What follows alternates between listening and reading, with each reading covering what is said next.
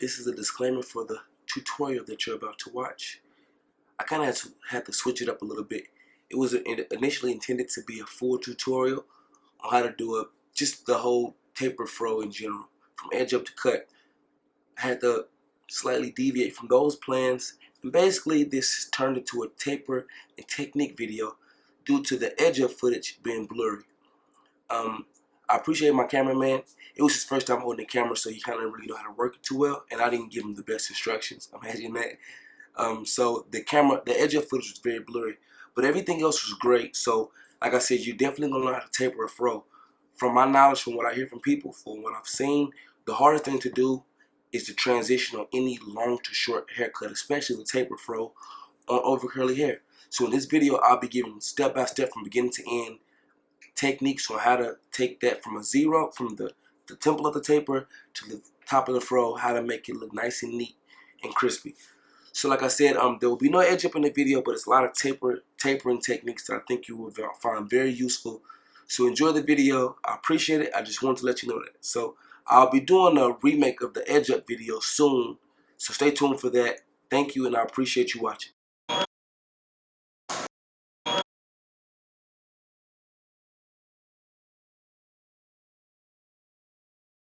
Tapering an afro can be one of the more difficult looks to achieve simply because you're going from bald or really low to really thick and long in a short span of time. So that's why I decided to develop a video to show some of my techniques and tips and show you a process that could possibly make it easier. So I'll start by balding the bottom of the temple.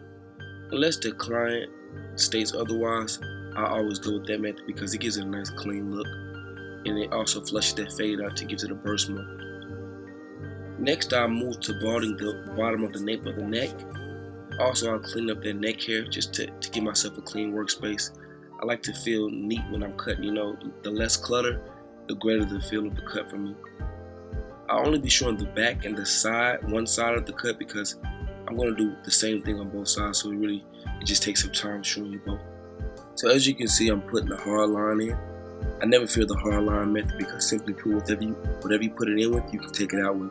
And it also adds symmetry to the cut, makes it neat and gives a neat feel. So after I add the hard line, I come back with my Andes Masters and I create a second line. Everything you do in a haircut for new barbers or even older barbers should have steps. Steps make the process easier and make the process smoother. So I use the two-line method. It helps blend the fade easier, especially on a cut like this. So I'll add the two-line, I'll add the second level on both sides. Then I'll come back with my wall seams and I'll take that first line out. So the reason why I like the Masters is because the comb is longer and it gives me more range.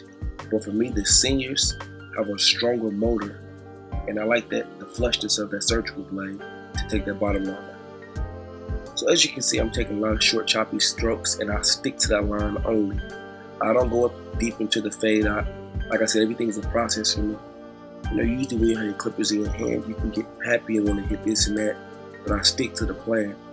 I hit when I use those clippers or when I feel that they were designed to hit for me. So I hit that bottom line, and I can't give you an actual length on where I have to guard at or where I have to lever because I fluctuate. You really have to go on a feel by feel basis. So after I get most of that bottom line out, I come back with my 1.5 on my seniors and I thin the bulk out.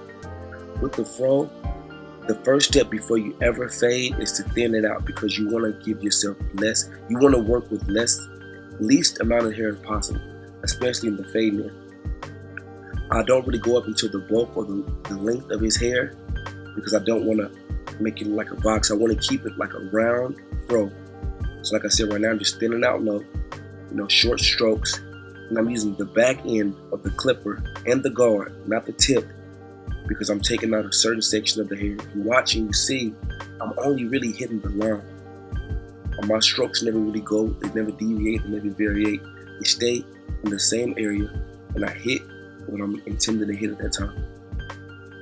I use my comb every few strokes to neaten the hair and comb it back down. Because especially on over curly hair, the hair usually goes where you take it. So if the clipper pushes it up, the hair is going to go up. So I need to comb it back down so I can get my fade method correct. As you can see now, I alternate between the 1.5 and the 1. Like I said, I'm just hitting that line.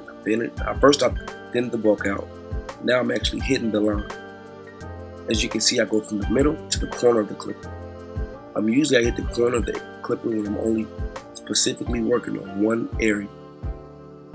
And now I'm fluctuating. Now I went back to my masters. Like I said, those masters have a long comb, so I don't need a guard. It comes with a long metal comb already, and the lever gives me more range and more depth. As you can see, I like short strokes because, you know, when you're tapering the fro is an art, you know, and it's definitely an art that takes time to achieve. If you just notice, I just spray spritz on his hair so it can dry when I'm ready for it. I'll come back to that later, but right now I'm using my masters. If you just notice, like a tiger claw method. It's just basically another way of thinning out the bulk of the hair. As you can see, I'm going to hit that right there just to bring the hair down to a level to where I'm willing to work with it at. Right now I'm hitting that line again. It's all about hitting the areas. It's like notch fading. I use the corners. Now I'm edging. What that spritz did was basically stiffen the hair so it really didn't move from the vibration of the clippers. Whenever you use edges to edge, the vibration sometimes makes the hair run or curl back up, so you wind up hitting it more than you need to, irritating the skin, just a lot of different things that can happen. So what I do is I hit it with spritz and the hair stiffens up and it usually comes right off.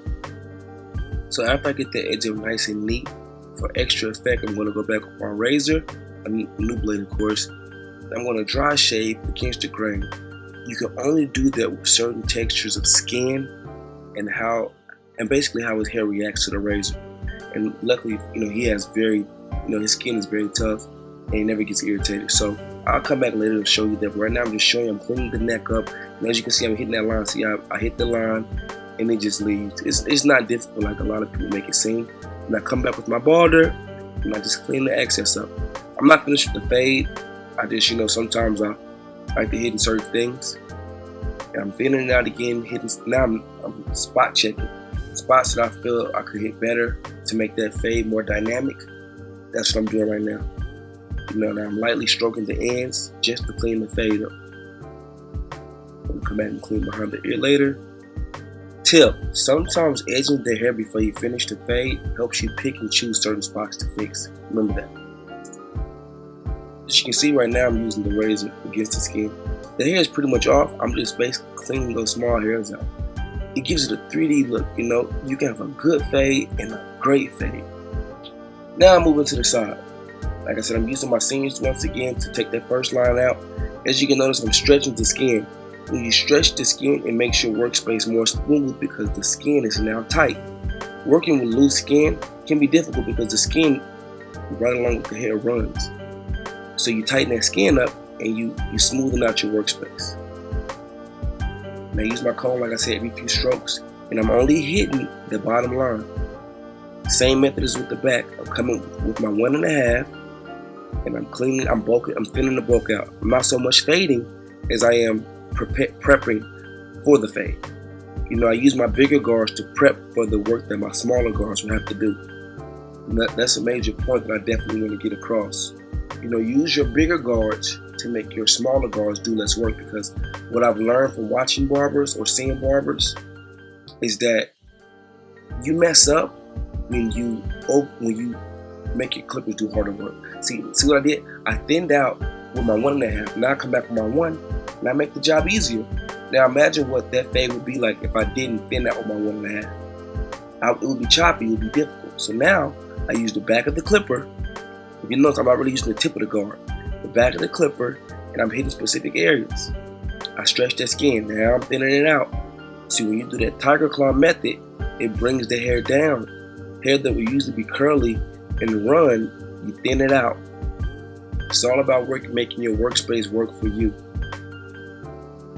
And I'm basically going to be repetitive with my techniques.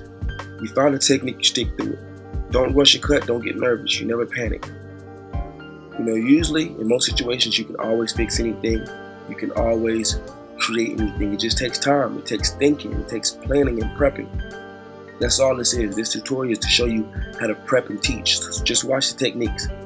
You know, you can never do too many steps too many times. I'm thinning out once again. I'm just knocking out certain areas. I'm using that comb. Stroke 1, comb 1. Stroke 2, comb 2.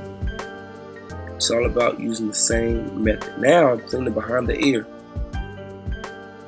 I'm cleaning that out, giving it that round look. And now I'm coming back with my edges, the corners. And I'm hitting behind the ear. Neating that. I want to neat all the way around. I'm using the corner up, make a circular motion, hit it with the blade. The blade on your trimmer follows the guard on the trimmer, so just use that as a guide as you hit that circular part behind the ear. So after we finish this up, I'm gonna, do more tiger clawing and just thinning it out, knocking some of the hair down because it's so curly.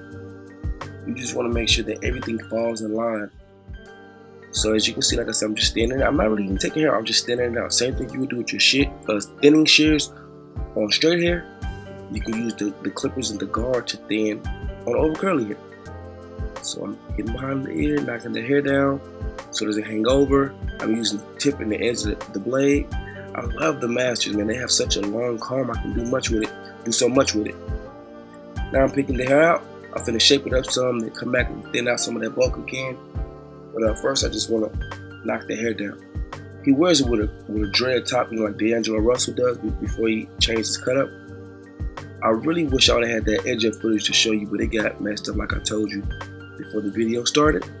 So I'm going to show you some of the edging that I did.